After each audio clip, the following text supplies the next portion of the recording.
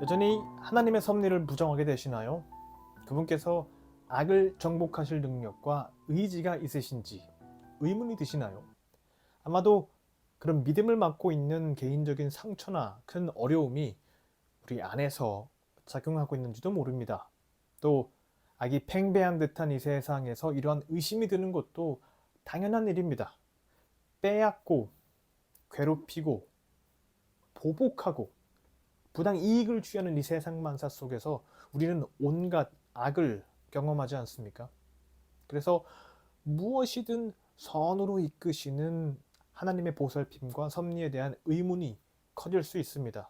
그런데 이런 우리에게 상기될 말씀이 있습니다. 이사야서 59장 1절인데요. 여호와의 손이 짧아 구원하지 못하심도 아니요 귀가 둔하여 듣지 못하심도 아니라. 안녕하세요.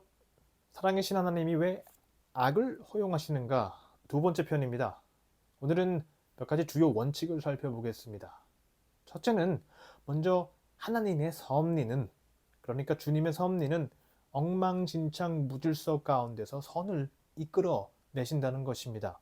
주님이 일하시는 방식은 우리로 하여 악이나 잘못이 무엇인지 직접 느끼게 하십니다.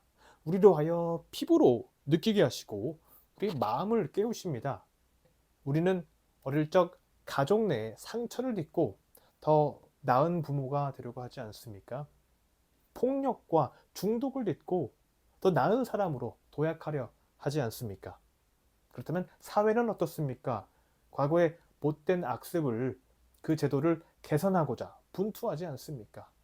그런 방식으로 더 나은 가정이, 사회가, 그리고 교회가 한 걸음 한 걸음 나아왔습니다. 주님은 우리 인간을 통해서 그렇게 일하여 오셨습니다. 그분은 무질서 안에서도 분명한 소망을 보시기 때문에 때로는 불행과 악 그 자체도 우리 인생사에 허용하십니다.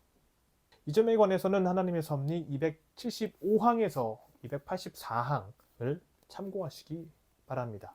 이렇듯 그분의 이끄심의 방식은 하얀 도화지에 그분의 뜻대로 휙휙하며 붓질나는 것이 아니라 그 도화지 안에서 한 사람 한 사람이 각자 역할을 함으로써 전체 그림을 그리시도록 일하십니다. 물론 그 전체를 침묵하시는 듯 하면서도 조율하시고 이끄시는 분은 주님이십니다. 그렇다면 정말로 여호와의 손이 짧아서, 그러니까 그분의 능력이 모자라서 우리를 구원하시지 못하시는 것일까요? 그분이 듣는 귀가 어두워서 우리의 고통의 목소리를 듣지 못하시는 것일까요? 사실 그분은 비극의 잿더미에서도 축복을 내십니다. 제가 이번 영상의 제목을 무질서 가운데 이끄시는 선이라고 지어봤습니다. 여기서 또 한 가지 중요한 점이 있습니다. 그것은 바로 하나님의 섭리의 허용의 원리 안에서 우리 인간의 자유, 선택, 그러니까 우리의 자발적인 반응은 결코 뺄래야 뺄 수가 없다는 것입니다. 앞서 언급했듯이 하나님의 이끄심의 방식은 하얀 도화지에 그분의 뜻대로 여기저기 막 붓질을 칠하는 것이 아닙니다. 그 안에 우리 각자가 해야 할 역할이 있는 것이죠. 왜냐하면 우리 인간은 로봇이나 정해진 프로그램대로 움직이는 꼭두각시가 아니기 때문입니다. 주님은 우리가 느끼고 선택함으로써 새로운 삶을 건축하시기를 바라십니다. 왜 그런지 아시나요? 그때 비로소 그것이 우리에게 진짜 의미가 있으며 진짜 기쁨이 되기 때문입니다. 바꾸어 말해 하나님이 우리 행동 모두를 대신 선택해 주신다면 그것만큼이나 이상적이고 완벽한 세계는 없을 것입니다.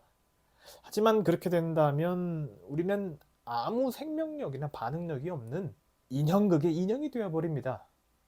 물론 신앙과 순종이 있는 사람들에게는 그것이 기쁨이라고 할 수도 있겠지만 이 세상에는 그렇지 않은 사람들도 태반입니다. 그래서 어떤 신적인 힘이 우리 생각, 행동, 감정을 제어하게 된다면 조정당하는 인형과 같다고 느껴서 그보다 더 큰 고통도 없을 것입니다. 사실 하나님을 사랑하고 따라갈 힘은 날 때부터 심어진 것도 아닙니다. 사랑은 강요될 수 없습니다. 다만 주님이 우리에게 주시는 사랑을 선택하여 반응할 때, 그러니까 그것을 받아들이고 그렇게 쫓아갈 때 발달하고 성장해 나갈 뿐입니다. 그래서 하나님의 악의 허용이라는 명제에는 모든 것이 그분의 전능하심으로 단순히 처리되어야 한다는 일방적인 시각이 아니라 그 전체 역동성 안에는 우리가 참여해야 할 역할과 다해야 할 책임의 공간이 분명 남아있다는 점이 부각되어야 합니다. 각자의 삶 속에서 악과 선을 구별하는 일, 축복과 저주 또는 영적 생명과 죽음 한 가지를 선택하는 일은 우리의 책임입니다. 이 점은 하나님의 섭리 5장 전체에 걸쳐 강조됩니다. 네, 그렇습니다. 아무리 악이라고 한들 하나님은 우리 각자가 그것을 마주하고 스스로 선택하시기를 바라십니다.